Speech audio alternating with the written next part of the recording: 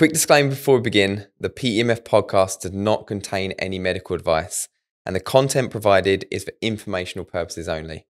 If you have any health concerns, please visit a healthcare professional. Welcome back to episode 14 of the PEMF podcast. And today we're going to be talking about PEMF and TENS, because that is one of the most confusing things, I think, when it comes to PEMF. A lot of people type in PEMF versus TENS. I think it's actually the top search result when you type in PEMF. So what we'll do, we'll quickly touch over what the two types of therapies are. So very quickly, what is PEMF in a nutshell? So PEMF therapy is pulsed electromagnetic field therapy, and it's all about healing the body, charging the cells within the body, and increasing blood flow within the body. And what we're trying to do with PEMF therapy is create an environment inside the body for healing. Okay, so then what is TENS in a nutshell? So TENS in a nutshell is the beginning part. It's the electrotherapy. So what we're trying to do with a TENS machine is we're trying to put charge into the body and into the muscle. And so you're not getting the magnetic side and the magnetic fields side of therapy, but more the electrotherapy. And the main outcome of TENS is to block pain receptors. So I don't like to compare it to a painkiller, but it's almost the same outcome. Is we take a painkiller, blocks pain, and we go about our day. TENS, same sort of thing. We're applying a device which is putting a charge into the body and working on blocking pain receptors. So it's not necessarily working on fixing the cause of that pain. So TENS is more of a short-term fix rather than PEMF being a longer-term kind of solution. Yeah, exactly that. And it's a big argument for what we're trying to achieve with the PEMF industry is that you need to stop treating the pain, which is the symptom, and start healing yourself and healing the cause of that pain. So if we can actually look into the body and figure out what is causing that pain and we can fix it with PEMF, then we're not just going to get a short-term fix.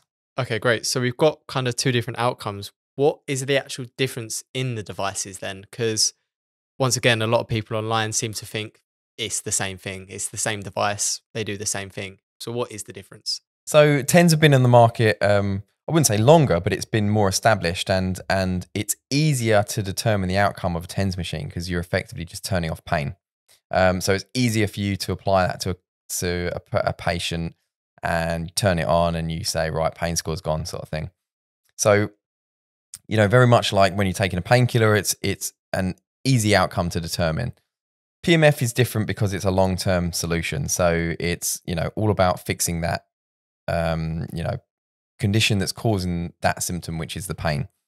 When it comes down to devices, because TENS have been on the market a long time, and the way you produce a TENS machine is just something that is going to induce a current into the body. So it's a lot. I don't like to use the word cheaper, but the products are built a lot more cost effective because they're doing a completely different job. PEMF devices have to have a lot of copper in them because you put an electrical charge into a copper ring, it creates a magnetic field. So that's the difference between the two different devices. And therefore, PEMF devices tend to be more expensive. But again, for us, the investment is that you're investing in treating the condition that is causing the pain. So for me, it's a no-brainer. Okay, great. So we'll probably leave that episode here because we don't really want to go too in depth with this because obviously TENS and PEMF are completely different therapies as a whole. So yeah, we don't want to spend too much time on this because, as I said, they are very different. But if you do have any questions about PEMF and TENS, if you could leave them in the poll below, or if you're on YouTube, leave them in the comments, or if you're even on Instagram, leave it in the comment section once again. And we'll make sure to answer them in our next series or our next episode of the series, PEMF Talk, where we answer your PEMF related questions. But if you aren't already, if you could drop us a follow on Spotify, that would be massively appreciated, and leave us a 5-star review. It means we can keep making these episodes and get better and better guests on each week.